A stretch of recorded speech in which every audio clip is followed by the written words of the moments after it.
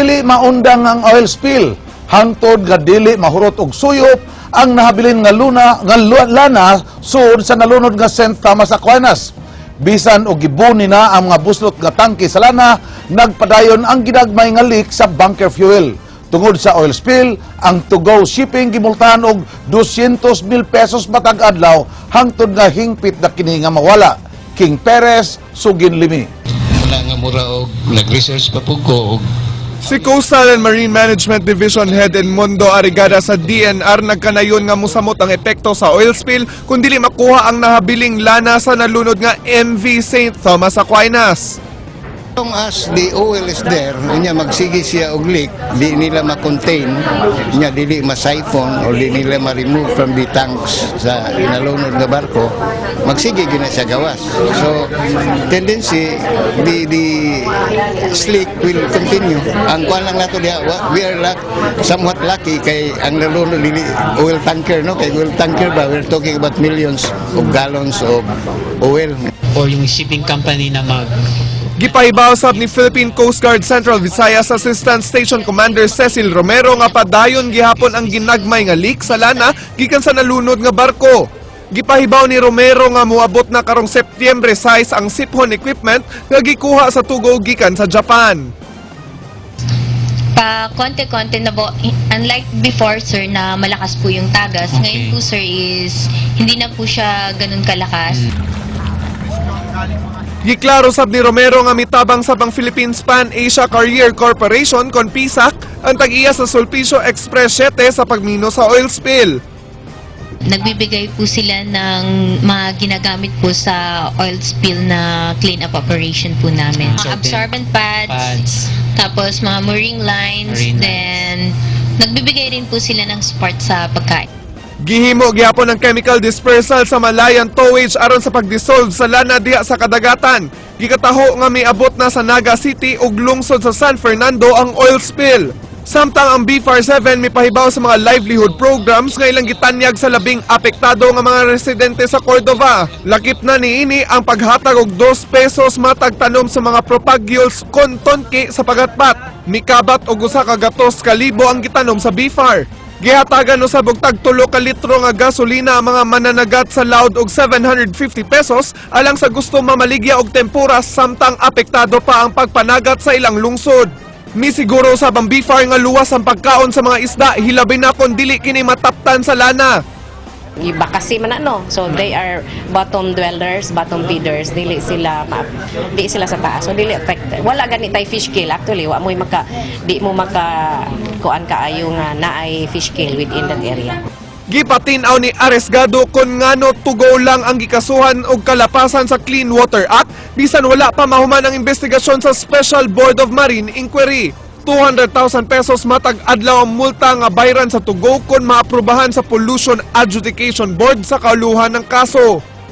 Kaya ang nahitabugod sa kuan, ang naagod sa provision sa balaod, ang i-consider nga culprit or cause ang proponent sa pollution is the one nga may nag-release, no, nag-emit sa pollutant.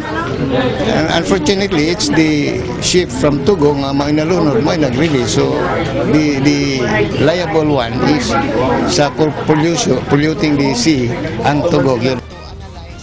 King Perez, News 5. Pagdumot ang gitutukan karon nga motibo sa kapulisan kung nganong gipatay ang mag-live-in partner ni adtong Sabado sa Dakbayan sa Naga. Away sa yuta mo'y hinungdan sa maong pagdumot. Hustisya ang gipangayo karon sa kabanay sa mga biktima. Jinky Barrio, Sugin Limi. Sabado sa gabi diyang gisud sa tulo ka mga lalaki ang panimay sa mag-live-in partner nga silang Merlita Panlaan ug Eduardo Prandas dinhi sa sitio Kabangkalan, Barangay Kugon sa Dakbayan sa Naga. Ang mga biktima pulos dead on the spot dihang ipamusil at tubangan sa ilang duha ka mga anak. Apan hangtod karon pabiling gawas nun ang tulo ka mga sospetsado. Usa sa mga anggulo nga gisubay karon sa kapulisan mo ang bangi sa yuta ug personal nga dumot sa mga biktima ug mga suspect. Atong gi-direct atong Cebu Police to as much as possible get witnesses para maka-identify atong mga assailant. Ang nag-inusar ang anak sa biktimang lalaki nga mibisita sa haya kagabi nahimong emosyonal ug nangayog hustisya sa gidangatan sa iyang amahan. Wala, Ginoo na lang may bawo nila. Kay lisod sa baya. Sabi ko kibaw og nganong yun ana na ba siya isa. Ginoo na lang mo kuan nila. Kay man ko na sitog unsa jud kay layo biya siya. Pero wala sa man hustisya gihapon yun. Labaw na yun sa Ginoo. Sa pagkakaroon gibuwag una og haya ang mag-live-in partner. Jinky Bargio, News 5. Usa ka lalaki nga gituuhan nga drug pusher na dakpan pinaagi sa bypass operation.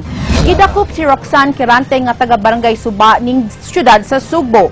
Nasikop siya sa mga alas 6 kagabi diha sa Dalan Magallanes human niya gitunol sa usa ka bulto nga gidudahang shabu ngadto sa police decoy sa kantidad nga 17,000 pesos. Nasayran nga nadakpan sa miaging buwan sa PIDEA 7 si Quirante apan nakagawas ra human gipasakahan lang og sumbong nga paghupot sa gidili nga drogas nga usa ka bailable offense. Si Quirante mag-atubang og sumbong pamaligya og drogas ug dili mahimong makapiyansa sa maong kaso. So di pa na to kayo ma-determine ang label, pero sa akong tanaw dako-dako lang siya kay binulto naman niya siguro pa sa ato informant mutagak-tagak lang na siya bangga-bangga.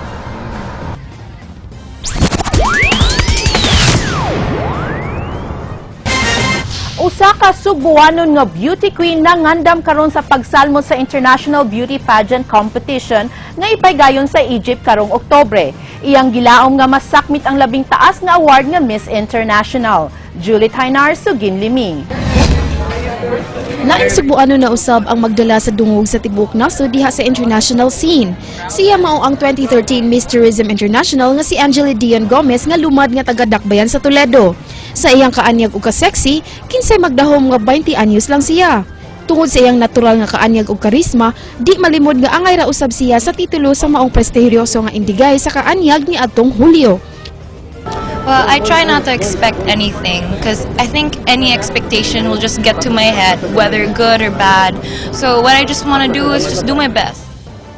Gawa sa iyang pagka-beauty queen, graduado usab siya sa kursong film dinhi sa Sugbo. Kun garbo siya sa Sugbo, siya usab usa kahiya sa iyang mga todo supportive ng mga ginikanan. Halad ni Gomez ang iyang kadaugan ug umaabot niya nga pagsalmot sa Miss International Pageant dito sa Egypt ngadto sa iyang papa ug mama nga si Albert ug Gwen Gomez. Paghinaot ni Gomez nga bisan sa iyang kalinghod, iyang makuha ang ikalima nga titulo isip Miss International uban ang iyang mga idolo nga beauty queens. Sama nila Gemma Teresa Cruz, Aurora Pijuan, Mi Melanie Marquez ug Precious Lara Kigaman. They have to have the X factor. So I think I have the X factor to make myself different from the other girls at the international pageant. Julie Tainor, News 5.